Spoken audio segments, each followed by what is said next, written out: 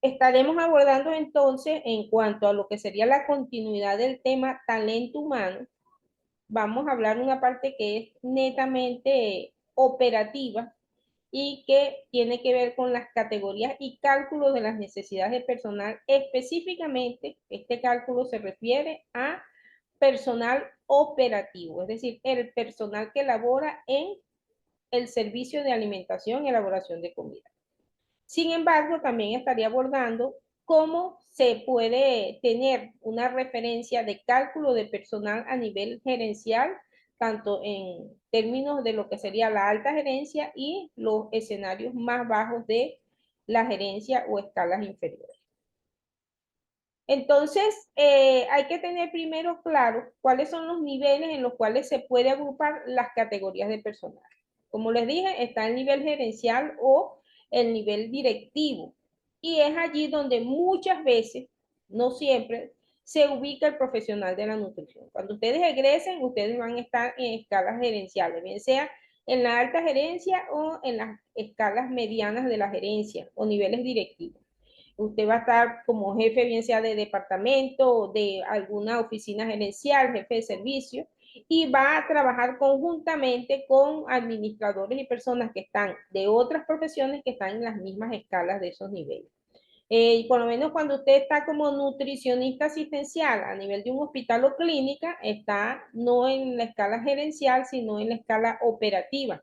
Y muchas veces cuando está como jefe de un comedor, usted hace las dos funciones, tanto gerencial como administrativa y operativa, muchas veces. A veces hay dos o tres nutricionistas en servicios de alimentación, uno que tiene más funciones gerenciales y otro que tiene más funciones operativas. Igual ocurre con los chefs. Los chefs tienen mucho, tienen funciones gerenciales, administrativas y otros que en términos de la denominación del cargo puede ser su chef o pueden variar las denominaciones, pero tienen funciones más en términos operativos. Entonces, ¿de qué depende? ¿Cuántas personas se necesitan? De la estructura organizacional de la empresa. De eso depende.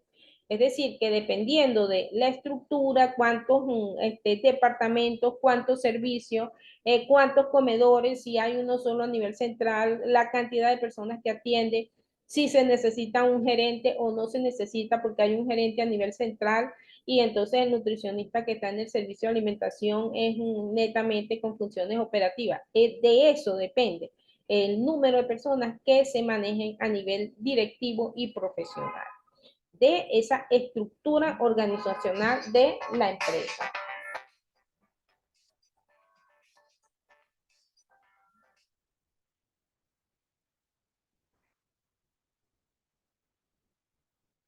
Entonces, disculpen que me entró aquí una llamada. En este caso, tenemos el nivel técnico o auxiliar, que es el nivel del personal que trabaja como personal auxiliar, en este caso de el nutricionista. Pues vamos a hablar específicamente del profesional de la nutrición. Entonces, allí tenemos, eso depende de la institución. Normalmente en el escenario hospitalario, en servicios asistenciales, el personal auxiliar del nutricionista es el auxiliar de alimentación. Y ese auxiliar de alimentación es esa persona que les va a enviar, que va a llevar las comidas a las salas de hospitalización, es la persona que tiene que también capacitarse, porque tiene que formarse en los tipos de dieta, aspectos básicos de nutrición, y es el personal auxiliar que es el que lleva esa alimentación en esos carros transportadores para las áreas de hospitalización, bien sea clínicas o u hospitales. En el caso de otros tipos de servicios de alimentación, de hecho se usó durante muchos años, por lo menos en el Instituto Nacional de Nutrición, en la alimentación de las cárceles, la figura de ecónomo o ecónoma, que eran las personas que estaban al frente de esos servicios de alimentación, en este caso programas sociales, y eran las personas que eran instruidos por el nutricionista para manejar algunos aspectos administrativos. El nutricionista diseñaba o diseña, en algunos casos que todavía existe esa figura, diseña el menú y la persona se encarga de coordinar la parte de las compras o recibir la mercancía para elaborar esa alimentación. Es decir, este es un personal auxiliar del profesional de la nutrición en servicios de alimentación. Y ocurre en el caso de los chefs con, por ejemplo, el subchef, que hace gran parte de lo que es el trabajo operativo y el chef lo que hace es dirigir la producción de esa comida. Entonces, este es un personal que está en un término inferior al nivel gerencial, pero que también tiene actividades de coordinación y garantizar la operatividad de la organización. Y llegamos al nivel operativo. Entonces, dentro del nivel operativo, es donde precisamente vamos a ver lo que sería cuántas personas se necesitan. Nosotros estuvimos viendo en la clase pasada que dentro de lo que son los diseños de cargo hay que definir qué se va a hacer, qué actividades, qué, quién, cómo, cuándo, dónde se van a realizar esas actividades. Entonces, ¿cuántas personas se necesita? Primero hay que saber cuáles son los diseños de cargo, porque no es lo mismo que usted diga, necesito un jefe de almacén y obviamente, ¿qué actividad va a hacer? Bueno, dirigir, estar al frente del almacén. ¿Cuántos almacenes tengo? Uno, entonces necesitas un solo jefe. ¿Y cuántos auxiliares? Depende del volumen de mercancía. Ahora, cuando hablas del nivel operativo de la producción de comida, entonces necesitas también ver para cuántas personas vas a producir, cuántas personas necesitas en el área operativa, que son los cálculos que vamos a hacer en este tema, que incluye cómo hacer esos cálculos de personal operativo para la producción de comida. Eso depende de el volumen que se va a producir, el horario, porque no es lo mismo, por decirles algo, en el nivel hospitalario, bien sea privado o público, tú tienes mínimo 2 horarios, que es en la mañana y la tarde.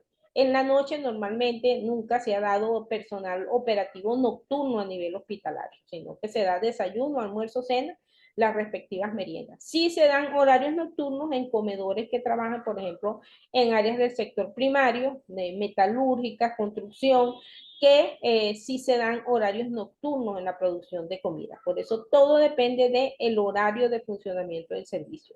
Y los días de descanso, si van a trabajar dominicales, festivas, es decir, todos los días que va a trabajar el personal en ese servicio de alimentación, y si las personas toman vacaciones que legalmente le corresponde. A la gente le es obligatorio su disfrute de vacaciones, y eso está en la ley del trabajo. Licencias, que son permisos, por ejemplo, permisos para estudiar, permisos para ejercer funciones en otra organización, esas son las licencias. Entonces, de todo eso depende el cálculo del personal operativo. Tengo que tenerlo presente para poder calcular con la mayor exactitud posible ese personal operativo. Entonces, existen 3 métodos que vamos a ver hoy.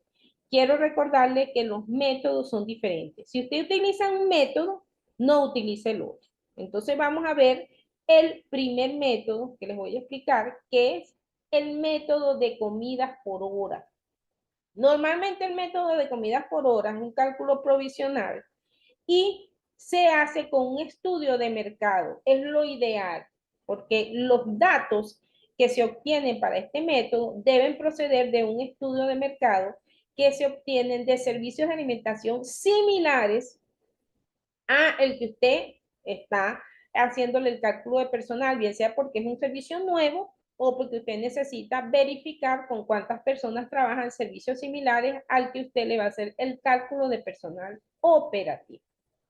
Entonces, ¿qué hago yo con esos datos de mi estudio de mercado? Porque lo ideal es que esa información venga de ese estudio de mercado.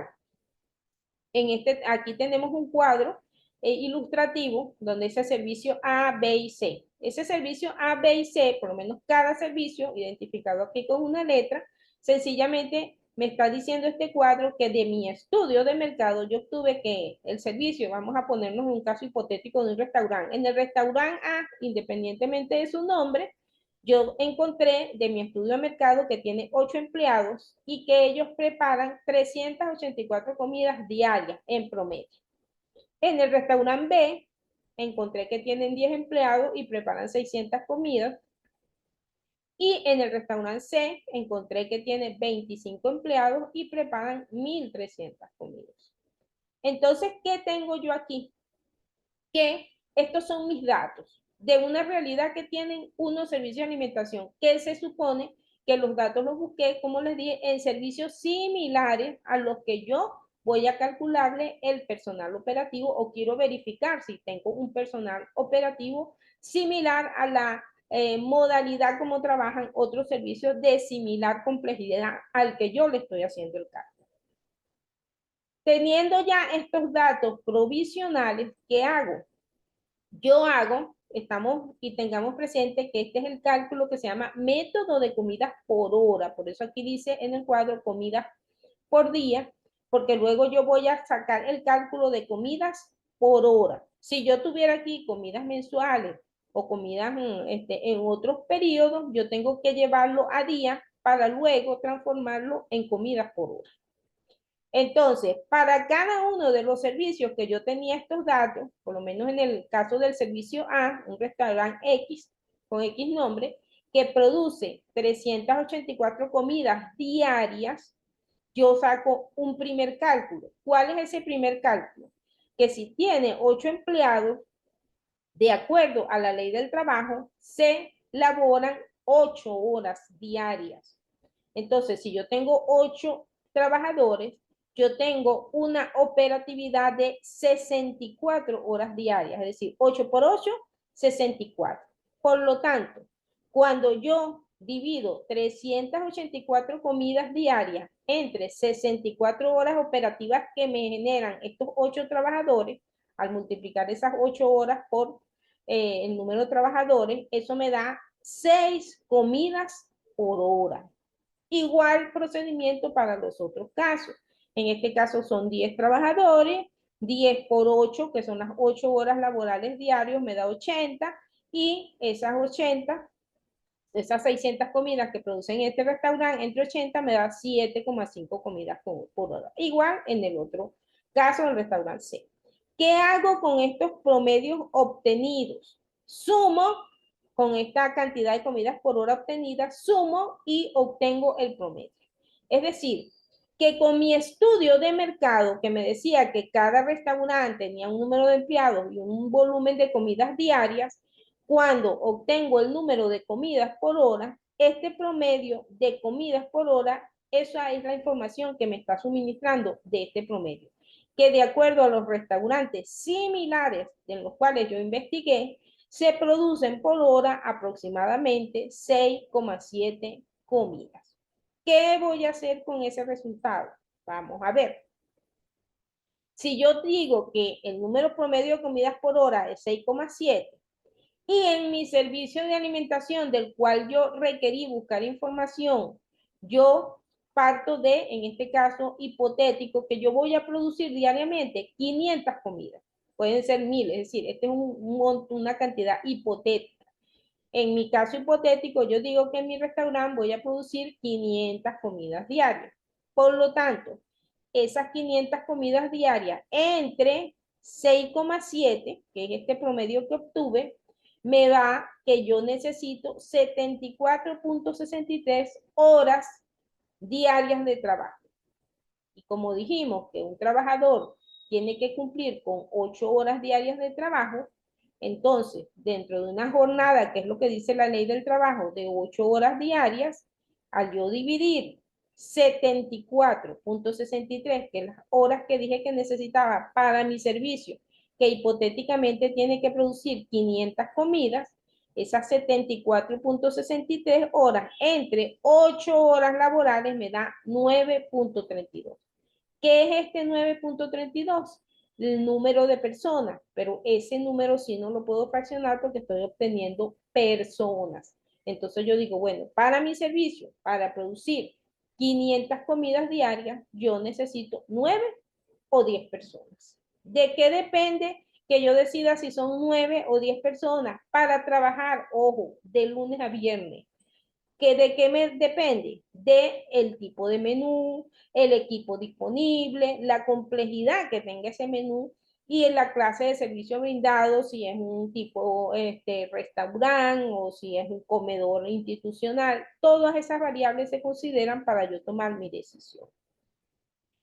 Esto es cuando yo voy a trabajar en base a el número de trabajadores que se necesitan en un servicio de alimentación similar. Se supone que yo debo buscar, por ejemplo, si es un servicio de alimentación y voy a trabajar de lunes a viernes, yo busco un comedor que trabaje así, o por lo menos obtengo cuántas comidas diarias. Y si me dicen, no, aquí producimos, te tengo el monto de comidas mensual, yo busco, lo llevo a comidas diarias para hacer mi procedimiento que fue este que obtuve.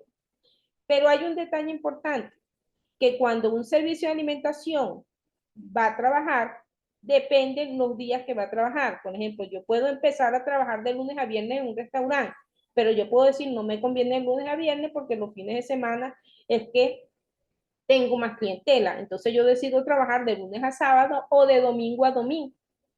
Pero un trabajador no puede trabajar todos los días del año porque la ley lo protege en ese sentido. Y vamos a ver cómo se calculan los trabajadores de acuerdo a la legislación vigente. De acuerdo al artículo 184 de la Ley Orgánica del Trabajo, los días que no son laborables son los domingos, los días feriados y los días de fiestas nacionales, que son los mismos días feriados. Entonces, los domingos, que son en base al número de semanas, el 1 de enero, lunes y martes de carnaval, jueves y viernes santo, 1 de mayo, 24, 25 y 31 de diciembre son días, y 1 de enero son días no laborables. Y por supuesto, las fiestas nacionales. Por supuesto que usted tiene que tener presente que estamos en Venezuela. Si usted llega a hacer este cálculo, usted se va del país y llega a hacer este cálculo para otro país, le va a variar esto porque esto depende de la legislación vigente de cada país. Esto está basado en la legislación venezolana. Entonces, aquí tenemos que el método de cálculo de días no laborables se basa en esas legislaciones. Para usted poder calcular los empleados extra que usted necesita, si usted va a trabajar los días feriados, los días no laborables, entonces usted necesita tener claro, por lo menos en Venezuela, los días festivos del año, que son 14, que son los días que vimos ahorita, que sí, 24 de julio o 5 de julio, más los 52 domingos, que son las 52 semanas. Y de acuerdo a la Ley Orgánica del Trabajo, los trabajadores no solamente tienen derecho a no trabajar esos días, sino que se les otorga la ley un día de descanso. Por lo tanto, no son solamente los 52 domingos de cada semana, que es un día, se considera feriado, sino los 52 días de descanso semanal que otorga la ley a los trabajadores. ¿Qué quiere decir eso? Que cuando sumamos estos días, un trabajador tiene derecho a 118 días no laborables. Y yo tengo que tener claro cada día, es decir, si la empresa va a funcionar 6 o 7 días a la semana, si es que no va a trabajar de lunes a viernes. Si va a trabajar de lunes a viernes, el cálculo queda como lo vimos anteriormente. Esa empresa para producir 500 comidas, pues necesita solamente 9 o 10 trabajadores. Ahora, si esa empresa va a trabajar más días a la semana, entonces hacemos con nuestra regla de 3, un trabajador labora en realidad son 247 días, que son los 365 días menos los 118. Entonces, lo que realmente un trabajador labora al año es 247 días. Por lo tanto, si en una empresa se va a trabajar 6 días a la semana, por ejemplo, de lunes a sábado, o de domingo a viernes, es decir, todo depende del tipo de empresa, el tipo de restaurante y servicio. Voy a trabajar 6 días a la semana, entonces los días no laborados son 66 y los días efectivamente laborados son 299 dentro de mi dinámica de trabajo. Y de esto obtengo, de esta regla que tengo aquí, obtengo un factor que es 1.22. Y si es una empresa que va a trabajar los 7 días a la semana, el mismo cálculo, el factor es 1.48. ¿Para qué me sirve ese factor? Seguimos con el ejemplo anterior. En el ejemplo anterior, nosotros dijimos que necesitábamos 9 trabajadores, o yo pude decidir que serían 10. En este caso yo puse 9.